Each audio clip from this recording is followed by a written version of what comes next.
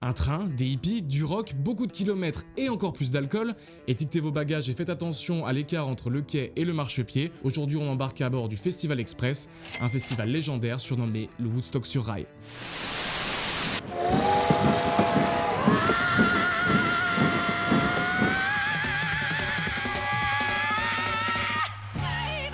Nous sommes en 1970 au Canada et Ken Walker, c'est lui, a une idée. Ce promoteur d'une vingtaine d'années souhaite organiser un festival dans plusieurs villes du pays et qui le traverserait d'est en ouest. Mais plutôt que de faire prendre l'avion aux artistes d'un lieu à l'autre, puisque le Canada couvre quand même 6500 km de largeur, il décide de prendre pleinement avantage des chemins de fer nationaux canadiens. Le plan est simple, des artistes et un train qui s'arrêtent dans plusieurs villes pour que tout le pays puisse profiter du festival. Et il y a de quoi profiter puisque Ken Walker mise sur de gros noms de l'époque pour faire le show. Grateful Dead, The Band, Janis Joplin et les Flying Burrito Brothers, pour ne citer que. Pour acheminer tout ce beau monde, il faut un train plutôt hors norme. 14 wagons dont 2 locomotives, 2 salons, un restaurant, 5 couchettes, 2 pour le matériel, 1 pour les bagages et d'autres encore pour le staff. Une joyeuse épopée qui promet sur le papier, mais rappelons-le, nous sommes en 1970, un an après Woodstock, et les pouvoirs publics ne sont pas particulièrement fans de la contre-culture hippie que véhicule le festival. Et c'est là que les embrouilles commencent, le festival programmé initialement pour 4 villes n'en fera que finalement 3. La première date du festival devait avoir lieu le 24 juin à Montréal, malheureusement l'événement fut annulé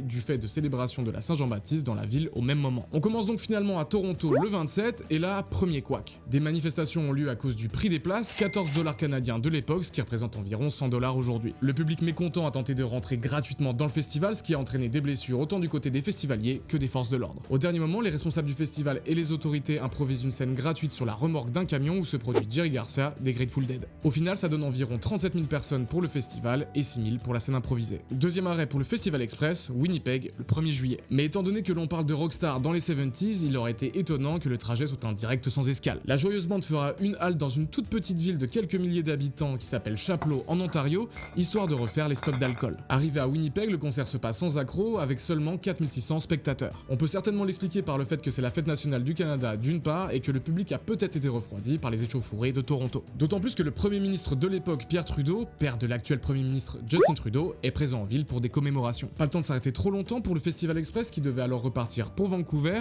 mais faute de permis, la dernière destination sera finalement Calgary. Et sauf qu'une fois de plus, eh bien les passagers réclament de l'alcool. Car il faut bien tromper l'ennui, les voyages d'une ville à l'autre durent des heures avec assez peu d'occupation, si ce n'est le même paysage composé de montagnes et de forêts, les mêmes tout le temps. Les artistes se rejoignent donc dans les wagons salons, branchent les guitares et lancent de grands concerts improvisés. Ces jam sessions ont dû être légendaires, Janis Joplin est au meilleur de son talent à l'époque et tout se mélange dans une cacophonie finalement harmonieuse. Certains diront d'ailleurs n'avoir jamais dormi de tout le voyage. Le tout avec des fleurs dans les cheveux, un profond sentiment de liberté et de l'alcool dans les mains. Et évidemment, craignant une nouvelle fois de manquer avant l'arrivée à Calgary, un nouvel arrêt est demandé. À Saskatoon, dans le Saskatchewan, Ken Walker et John Biercook, le manager de Janis Joplin, se rendent au liquor store avec 800 $ en poche. Ils posent l'argent sur la table et récupèrent des cartons de boissons. Oui, parce qu'au passage, 800 $ canadiens de l'époque, ça fait environ 4000 € aujourd'hui. Et parmi tout ça, une bouteille de whisky Canadian Club de 3 litres qui sert de mascotte jusqu'à la fin du trajet. Pendant ce temps, la police de Calgary fait tout son possible pour annuler la venue du festival et envoie même une lettre au maire. Selon elle, la présence dans la ville de hippies et d'excentriques ne peut que mal tourner.